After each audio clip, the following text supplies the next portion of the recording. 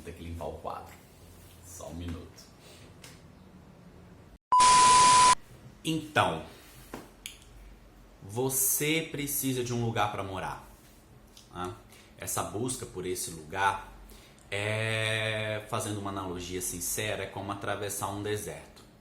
Você procura, você consulta alguns sites de anúncio, você vai em algumas imobiliárias e de repente você encontra a sua terra prometida. Aquele lugar onde você vai passar os próximos meses, quiçá anos, né, da sua vida. Esse local vai ser um porto seguro para você, talvez para você e sua família, dependendo das condições. Mas agora você tem uma obrigação. Na realidade, você tem 12 obrigações segundo lei. Meu nome é Aildo Ribeiro, eu sou vistoriador de imóveis e eu estou gravando esse vídeo para mostrar para você que vai alugar um imóvel quais são as suas obrigações frente ao imóvel de um terceiro. Roda a vinheta e vem para o quadro comigo.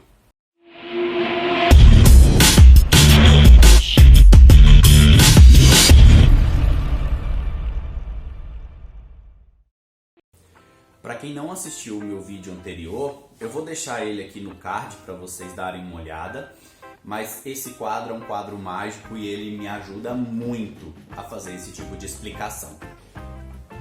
A primeira obrigação do inquilino, fazer o pagamento daquilo que foi combinado. Tá? Geralmente esse valor ele é determinado em contrato e as datas de pagamento também são determinadas através de contrato. Quando falta essa data no contrato, fica estipulado até o 6º dia útil do mês para que esse pagamento seja feito para o proprietário. A segunda obrigação do inquilino, ela se presume ao uso que ele vai fazer do imóvel. Geralmente esse imóvel ele tem um uso e um destino que já é determinado pela forma com que ele foi apresentado. Então esse uso e esse destino devem ser preservados. O inquilino que aluga esse imóvel para finalidade residencial não pode utilizar para finalidade comercial e vice-versa. A terceira obrigação do inquilino é restituir esse imóvel ao proprietário nas mesmas formas e condições que ele pegou. Né?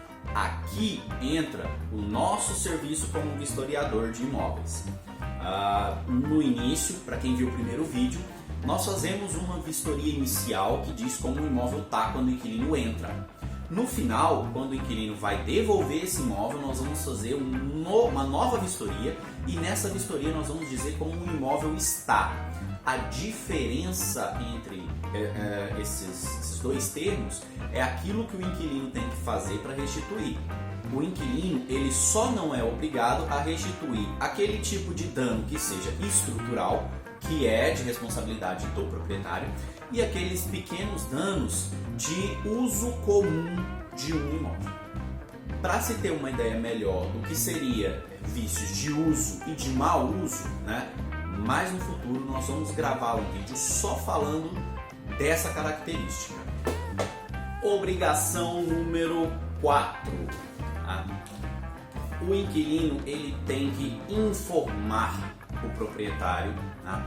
Ou a imobiliária, dependendo do tipo de contrato que ele tem, todo e qualquer tipo de dano que ocorrer no imóvel o mais rápido possível, para que esse dano possa ser sanado sem que haja prejuízo, né, para o proprietário e nem degradação do bem.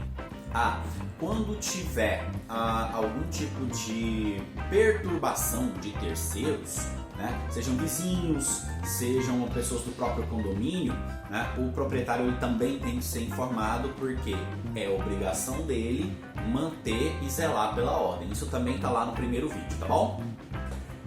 Obrigação número 5. Sempre que houver algum tipo de dano ao imóvel, esse dano tem que ser reparado o mais rápido possível. É obrigação do inquilino tomar essas providências, tá? Quando esse imóvel ele é associado a uma imobiliária, ele tem que informar a imobiliária de imediato para que ela tome essas providências. Existem alguns danos que são de responsabilidade do inquilino e ele deve, por conta própria, resolver esse problema. Existem problemas que são associados diretamente ao proprietário, então o proprietário deve ser informado para que ele possa tomar essas providências. O inquilino pode resolver um problema que é de responsabilidade do proprietário? Pode, tá? Isso tem que ser devidamente registrado, tem que ser informado a todas as partes e o inquilino também pode pedir ressarcimento disso. Quando essa responsabilidade é do inquilino, por exemplo, queimou uma lâmpada, né? Isso é uma responsabilidade do inquilino, ele vai lá e troca essa lâmpada sem precisar informar o proprietário. Agora, a partir do momento que a gente, por exemplo, estoura um cano, né, o proprietário ele tem que ficar sabendo disso, porque esse problema, se for constatado que seja estrutural, se for um vício que o inquilino não tem participação, o proprietário tem que arcar com esse custo. Obrigação número 6. Parece até óbvio, mas acontece. Inquilinos mudam, modificam, fazem reforma dentro de um imóvel que não pertence a ele. Então, a sexta obrigação fica para ilustrar esse tipo de comportamento. Não modifique o local onde você está sem anuência, e anuência por escrito do proprietário, tá? Caso contrário, você como inquilino vai sair desse imóvel, vai haver uma obrigação de reparação daquilo, mesmo que o proprietário tenha permitido fazer por telefone ou pessoalmente. Peça por escrito, se proteja. Aproveitando que a gente chegou aqui no meio do vídeo, mais ou menos, né? Não esquece, deixa seu like, tá? Aperta esse botãozinho aqui, ajuda a gente a engajar mais pessoas, tá? Assiste o vídeo até o fim, porque isso também ajuda, tá? Se inscreve no nosso canal, não esquece, compartilha com todas aquelas pessoas que você acha que tem que ver esse vídeo. Eu acredito que existem milhares de pessoas que alugam imóveis, né? Não só no estado de Goiás, que é de onde eu estou falando, mas no Brasil todo, e essas pessoas desconhecem os seus direitos. Então, manda esse vídeo para essa pessoa, deixa ela se informar um pouquinho mais sobre isso, tá bom? Sétima obrigação do inquilino. Podem chegar naquele endereço alguns documentos que só dizem respeito ao proprietário. Então toda essa documentação tem que ser entregue ao proprietário. Isso é obrigação do inquilino, tá? Não deixa isso acumular na caixa de correio, tá bom? Se caso esse imóvel esteja sendo administrado por uma imobiliária, pega essa documentação e entregue na imobiliária, que ela vai fazer essa intermediação, ela vai entregar para o proprietário. Não fica com essa documentação. E são documentações diversas, correspondências, água, luz, telefone, gás, que podem chegar naquele endereço, intimações judiciais, então isso tem que chegar ao proprietário, carnês, cobranças, toda essa correspondência tem que chegar às mãos do proprietário. Inquilino, não fica com nada não. Oitava obrigação do inquilino. Ele tem que pagar todas as despesas correntes desse imóvel. Quando eu digo de despesas correntes, eu estou falando daquelas despesas indispensáveis para o funcionamento interno. Então eu estou falando de água, estou falando de esgoto, de energia elétrica, gás, né? Quiçá telefone e internet. Geralmente esse tipo de cobrança pode vir em nome do proprietário, o inquilino deve arcar com todas elas, afinal de contas é o inquilino que está morando no imóvel, tá? Então, essas despesas sim são por conta do inquilino. Algumas imobiliárias, né, exigem que o inquilino passe essas contas para o nome dele. Ela não está agindo de má fé, isso pode acontecer, a lei prevê que isso aconteça. Né? Toda vez que o inquilino entra no imóvel, ele pode utilizar o contrato de aluguel para levar em todas essas concessionárias de serviço para poder passar aquele serviço para o nome dele naquele período em que ele ficar no imóvel. Tá? Isso pode. Nona obrigação do inquilino: ele deve permitir visitas. Essas visitas são no sentido de o proprietário visitar o próprio imóvel.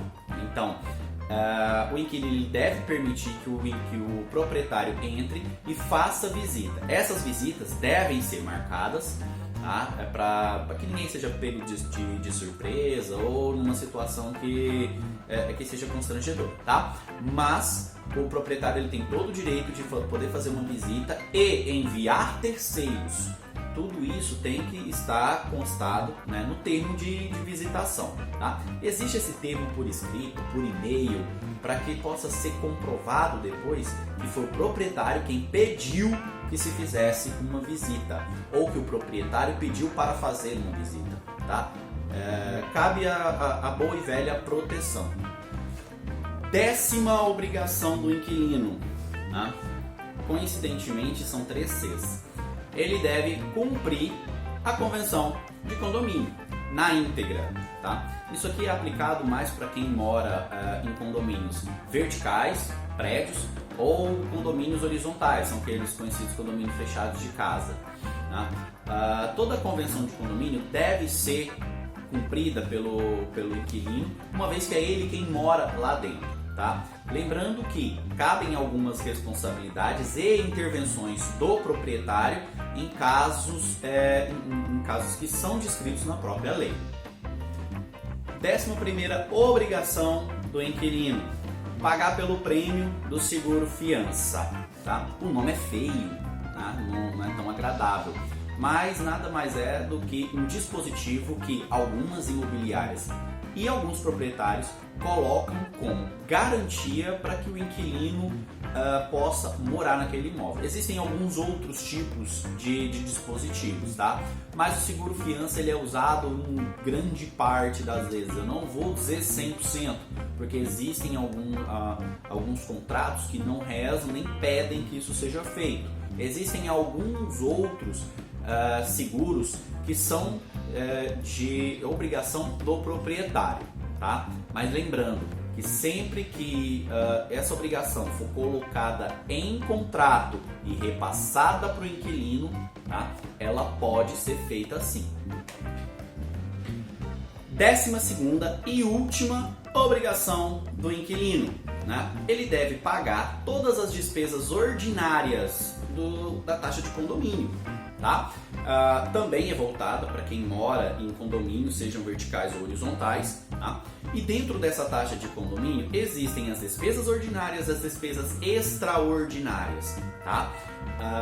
Com relação a despesas ordinárias, nós estamos falando de despesas do funcionamento interno do condomínio. Seja o pagamento de um funcionário que tem que fazer a limpeza, seja aquele funcionário que vai fazer a jardinagem, pagamento de água, pagamento às vezes de uma rede de internet que foi instalada para o condomínio, tá? Pagamentos de esgoto, água que eu citei um pouco anterior, é aquela água de utilização geral do condomínio, tá? Mas existem alguns condomínios em que a água que você utiliza no seu apartamento, ela é rateada. Então o condomínio todo recebe aquela água e o valor total que é repassado pela concessionária é dividido igualmente entre todos os apartamentos.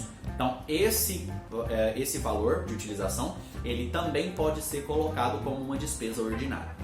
Existem sim despesas extraordinárias, tá? Se você assistiu o vídeo anterior que eu falei sobre as despesas extraordinárias, que são as obrigações do proprietário, você vai ver lá na descrição dele tem todas as despesas extraordinárias que a lei elenca. Para efeito desse vídeo aqui, eu vou também deixar na descrição não só a parte da lei que fala de todas as 12 obrigações, como também a descrição do que seriam essas despesas ordinárias.